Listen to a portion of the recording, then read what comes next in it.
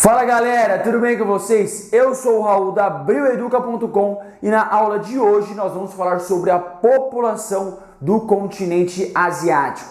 Mas antes disso, eu quero pedir para vocês se inscreverem no nosso canal, darem like nesse vídeo e ativarem o sininho. E agora, bora para a aula que ela tá muito top! Bom, com certeza você já ouviu falar que o continente asiático é o mais populoso do planeta. 60% da população mundial, que é quase 4,2 bilhões de pessoas, está dentro da Ásia. Agora você sabe quais são as condições de vida dessa população ou a distribuição dessa população no continente? Quais são as culturas que mais predominam entre a população? Bom, vem comigo que eu vou te explicar tudo nessa aula. Então, para a gente começar a entender a população chinesa, devemos considerar que ela está mal distribuída pelo continente. Então, vamos comparar. Bangladesh possui uma densidade demográfica de 1.000 habitantes por quilômetro.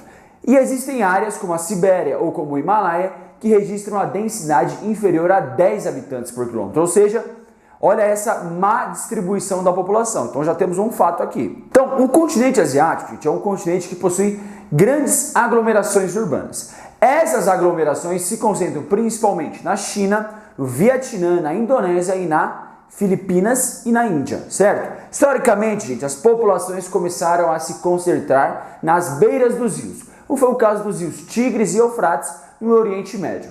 Essa ocupação próximas aos rios ameaça a vida útil dos rios, que a grande quantidade de pessoas vai demandar muita água, tanto para a prática agrícola quanto para o consumo direto, certo? E esse consumo vai gerar poluição e o esgoto sem tratamento vai ser despejado lá. O que a gente pode perceber também é que essas aglomerações urbanas demandam muito serviço. Analisa comigo, se tem muita gente morando no mesmo lugar e todas essas pessoas vão demandar de serviços básicos, gente, como educação, saúde, saneamento básico, enfim. O que vai acontecer na prática, galera, é que esses serviços normalmente não vão ser atendidos pelo Estado. E a maioria das pessoas que vivem nessas aglomerações não vão viver em condições adequadas. Então, pensem comigo aqui. Você tem a aglomeração urbana aliada com a falta de planejamento dos governantes. Então vão surgir diversos problemas. E agora a gente vai falar de alguns deles. O primeiro deles é o déficit habitacional. Então, com o déficit habitacional ocorre a multiplicação de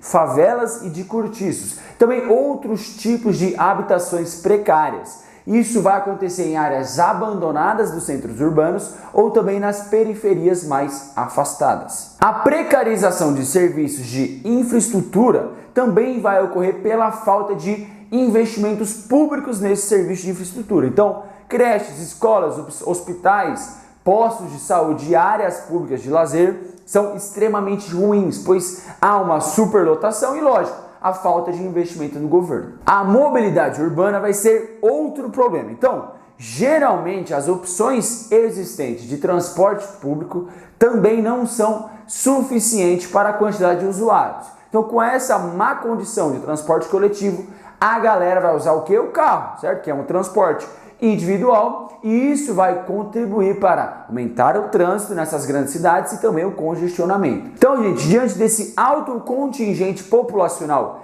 existente na Ásia, vão surgir alguns estudos sobre a população asiática. Primeira coisa, por que a galera lá faz tanto filho? Essas altas taxas de natalidade associadas à redução da mortalidade durante o século XX, junto com a melhoria das condições de higiene e a ampliação do atendimento médico, a população asiática passou a viver mais, ou seja, a taxa de mortalidade caiu. Apesar disso, a população asiática tende a crescer menos devido aos esforços governamentais para reduzir as taxas de natalidade. Mas prestem atenção, galera, isso só vai acontecer em alguns países. A China, por exemplo, adotou durante muitos anos a norma de apenas um filho por casal desde o final da década de 70. O efeito desse tipo de política, galera, é a diminuição do crescimento demográfico. Isso tudo, gente, vai nos mostrar que a Ásia está passando por um período de transição demográfica. E grande parte dos países da Ásia já mostra redução gigante na taxa de fecundidade. De forma geral, a população asiática vai sofrer muito por ser um continente marcado pelas desigualdades sociais. Então, grande parcela da população asiática é analfabeta e tem baixo poder aquisitivo. Então, embora tenha havido uma melhora aí nos últimos anos, as taxas de mortalidade infantil continuam elevadas e a expectativa de vida permanece baixa. Na Índia, por exemplo, o analfabetismo atingia 39% da população indiana, galera. Os melhores índices educacionais da Ásia são apresentados pelo Japão, pela Coreia do Sul e por Israel. Tem perto de 100% de sua população alfabetizada, também possui mão de obra altamente qualificada. Para fecharmos a aula, vamos falar da diversidade cultural e religiosa asiática. Então, a Ásia é um verdadeiro caldeirão de cultura, gente. Há inúmeras línguas e dialetos que existem conjuntamente no território. Os idiomas mais comuns são mandarim, hindu, árabe, japonês, eslavo e o inglês. Sobre a religião, a prática do islamismo se concentra do Oriente Médio até a Ásia Central. O hinduísmo e o budismo acontecem na Ásia Meridional e também no Sudeste Asiático. Já o cristianismo vai ser praticado aí por todo o continente. Por conta dessas várias religiões existirem dentro do continente asiático, ele vai ser caracterizado por ser bastante diverso. Mas nem sempre essa pluralidade religiosa é sinal de tolerância e boa convivência entre os povos. Então, alguns conflitos religiosos são árabes e judeus na Palestina, tibetanos e chineses no Tibete e também os muçulmanos, e hinduístas e esquis na Caxemira. Certo, galera? Bom, a população asiática, galera, a gente pode tirar aí que ela está mal distribuída no continente asiático, possui aí grandes aglomerações urbanas, vão faltar nessas aglomerações urbanas vários serviços urbanos, então educação, saúde, saneamento básico, todos os serviços básicos, e aí vai também haver, por ser um continente extremamente populoso, vai haver um controle de natalidade que vai fazer com que os países da Ásia estejam passando por uma transição demográfica.